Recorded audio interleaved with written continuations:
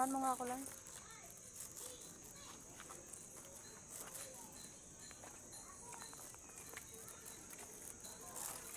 Nandiyan kaya? Bahay nila. Saan? Saan bahay niya? Tao po. Oh. Lipat mo na lang yung ano. Lipat mo na lang yung lagayan. Wala ka pa talaga na. Eh, wala yata kayo sa saingin eh. Hindi. Wala naman siya rito. Oo, kung babalik yun.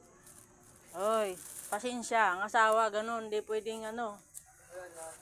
Ha? Sige.